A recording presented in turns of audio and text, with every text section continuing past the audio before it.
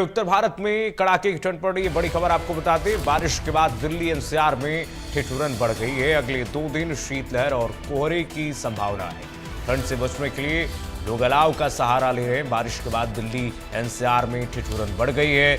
कई जगहों पर AQI 400 के पार हो गया। अगले 2 दिन शीतलहर और कोहरे की संभावना जताई जा रही है। मौसम विभाग की तरफ से ठंड से बचने के लिए लोग अलाव का सहारा ले रहे हैं। तापमान में लगातार कमी देखी जा रही है। तो दिल्ली एनसीआर में इस वक्त आप देखिए, पूरे उत्तर भारत में खासकर दिल्ली एनसीआर में कड़ाके की ठंड और शीतलहर पड़ रही है। लोग अलाव का सहारा ले रहे हैं, घरों में दुबके हुए हैं और मौसम विभाग भी लगातार लोगों को चेतावनी दे रहा है कि आप घर से बाहर निकले तो बेहद सावधानी से निकलिए, क्योंकि बाहर प्रचंड सर्दी का दौर जारी है। दिल्ली एनसीआर की आबो हवा भी अब खराब हो गई है। ग्रैप 3 भी लागू हो गया दिल्ली एनसीआर में। आपको बताते हैं, अगले 2 दिन शीतलहर और कोहरे की ज्यादा संभावना मौसम विभाग लगातार कह रहा है कि होने वाली है। और हल्की बूंदाबांदी के बाद तो दिल्ली एनसीआर का जो तापमान है और ज्यादा गिर गया है।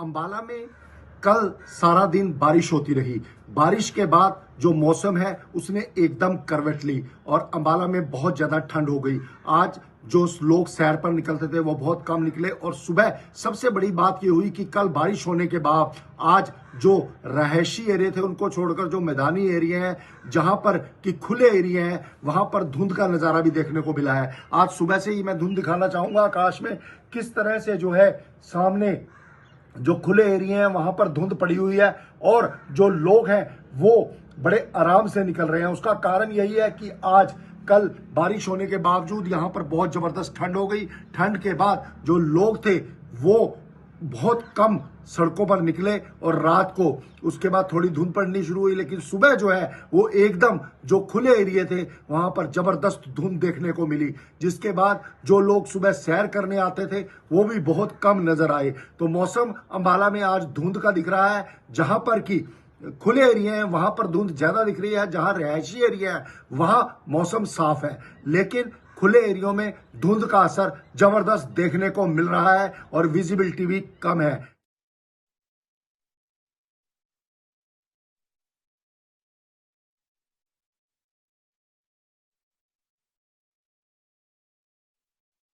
से कड़ाके की ठंड को देखते हुए प्रशासन भी लगातार अलर्ट मोड पर है और लोगों को चेतावनी प्रशासन के तरफ से और मौसम विभाग के तरफ से ये है कि लोग अगर बाहर निकलें तो बहुत सावधानी से निकलें, क्योंकि दिल्ली एनसीआर में ठिठुरन लगातार बढ़ रही है और लोग इससे परेशान भी हैं। जो लोग बाहर वहाँ पर अलाव का सहारा लेकर के और ठंड से बच रहे हैं। पूरे उत्तर भारत में इस वक्त आप देखिए इसी तरीके के मौसम है और शीतलहर के चपेट में पूरा उत्तर भारत इस वक्त दिखाई दे रहा है। दिल्ली एनसीआर में ठंड, कोहरे और प्रदूषण का ट्रिपल अटैक कहिए देखने को मिल रहा है और AQI तो कई जगह 400 के पार है, यानी कि AQI फिर से खराब हो गया है।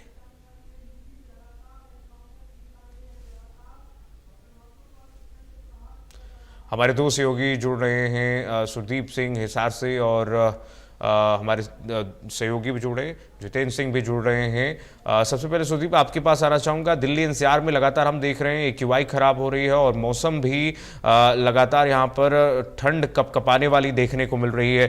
क्या प्रशासन की तरफ से अलर्ट जारी किया गया है? क्या व्यवस्था है प्रशासन की तरफ से?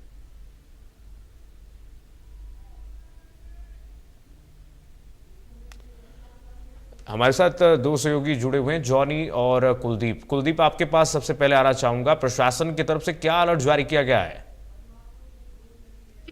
बिल्कुल, मौसम विभाग की तरफ से अगले 2 दिन जो है शीतलहर का अलर्ट जारी किया गया है और लगातार पिछले परसों रात से ही लगातार बूंदाबांदी हिसार और आसपास के क्षेत्र में हो रही है। लगभग पश्चिमी हरियाणा की बात की जाए तो लगभग सभी जिलों में जो है बारिश हुई है और बारिश का कारण पश्चिमी विक्षोभ है, जिसका आंशिक प्रभाव क्षेत्र में हुआ है और जो है पूर्वाई हवाएं चली, उसकी वजह से जो है बारिश शुरू हुई और अब 2 दिन तक मौसम साफ रहेगा। हालांकि मौसम विभाग की तरफ से जो है शीतलहर चलने का अलर्ट जारी किया गया है और 2 दिन बाद फिर जो है पश्चिमी विक्षोभ का प्रभाव देखने को मिलेगा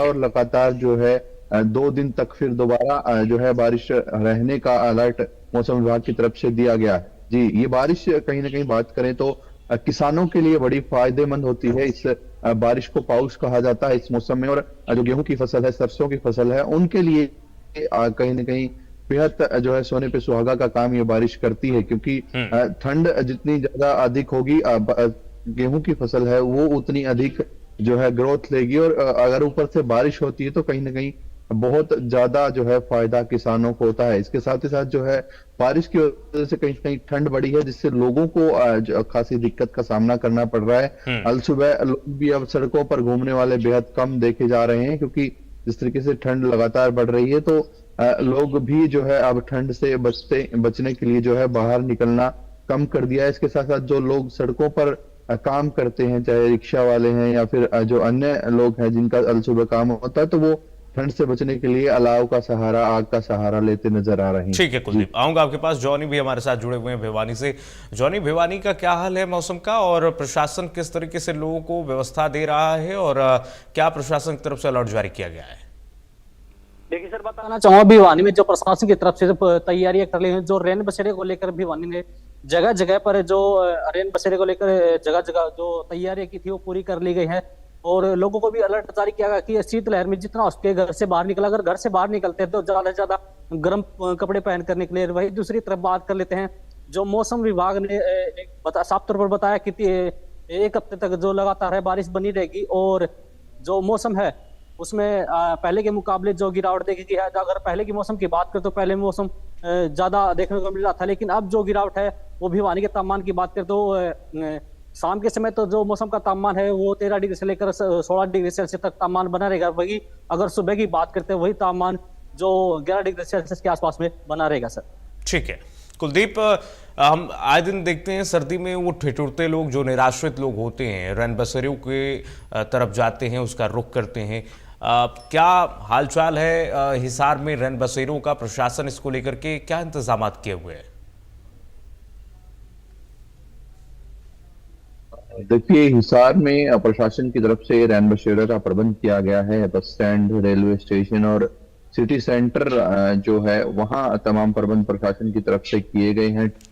टेम्परेरी रैन बसेरा जो है प्रशासन की तरफ से एक तरफ से जो है परमानेंट रैन बसेरा ही बनाया गया है। जो रोडवेज की पुरानी बसें हैं जिन्हें कंडम घोषित कर दिया जाता है, उनमें एक तरह से आश्रय स्थल बनाया गया है। उनको बस स्टैंड के बाहर, रेलवे स्टेशन के पास और जो अन्य स्थान है वहां पर खड़ा किया गया है, और उनमें तमाम व्यवस्थाएं प्रशासन की तरफ से की गई है। कंबल और जो है रजाइयां उसमें उपलब्ध करवाए गए हैं। उसके फ्लोर पर गद्दे जो है बिछाए गए हैं, ताकि जो लोग उसमें आश्रय लें उनको कहीं ना कहीं ठंड से बचाव हो सके। इसके साथ ही साथ जो सिटी सेंटर में स्टेशन के पास और बस स्टैंड के मध्य जो धर्मशालाएं हैं उनमें भी प्रशासन की तरफ से प्रबंध किया गया। धर्मशालाओं को जो लोग रात को ठंड में बाहर होते हैं उनके लिए जो है खोल दिया गया है, और धर्मशालाओं में भी तमाम जो है प्रबंध प्रशासन की तरफ से किए गए हैं। इसके साथ ही साथ जो प्रशासन और पुलिस प्रशासन की जो राइडर्स घूमते हैं वो भी नजर रखते हैं कि किसी व्यक्ति को जो है कहीं ना कहीं तकलीफ ना हो। वो अगर कोई सड़क पर कोई यात्री है बाहर का जो अपने स्थान पर नहीं पहुंच पाया, उनको उनके द्वारा बताया जाता है, और अगर कोई महिला अगर उस तरीके से अगर दिखाई देती तो उसको जो है वो धर्मशालाओं और जो अन्य स्थान बनाए गए हैं उन तक छोड़ कर भी आते हैं। जी ठीक है जॉनी, स्कूलों को लेकर के क्या गाइडलाइन जारी है? क्योंकि लगातार हम देख रहे हैं तापमान में जो कमी हो रही है, उसको लेकर के क्या गाइडलाइन जारी किया गया है शिक्षा विभाग की तरफ से, ताकि बच्चों को बचाया जा सके इस कोल्ड वेव से, और वहां पर इस वक्त क्या तैयारियां हैं? देखिए सर, बताना चाहूंगा स्कूल जो शिक्षा विभाग की तरफ से साफ तरह से जो छोटे बच्चे जाते हैं स्कूलों के अंदर, उनको साफ तौर पे उनकी जो 3-4 दिन की छुट्टी कर दी गई है, और जब तक बारिश रहेगी, ठंडा मौसम बिल्कुल ठंड में रहेगा, तो जो छोटे बच्चे हैं उनको स्कूल में जाने से मना कर दिया है। और 5वीं से लेकर जो 10वीं 12वीं के बच्चे हैं उनको स्कूल में लगातार आने दिया जाएगा। और साफ तौर पर जो विभाग के शिक्षा विभाग के द्वारा कहा गया है, अगर किसी बच्चे को अगर 5वीं से लेकर 10वीं क्लास तक के बच्चों किसी प्रकार की कोई परेशानी रहती है तो उसको तुरंत छुट्टी दे दी जाएगी। ठीक है, आप दोनों सहयोगियों का बहुत धन्यवाद तमाम जानकारी साझा करने के लिए।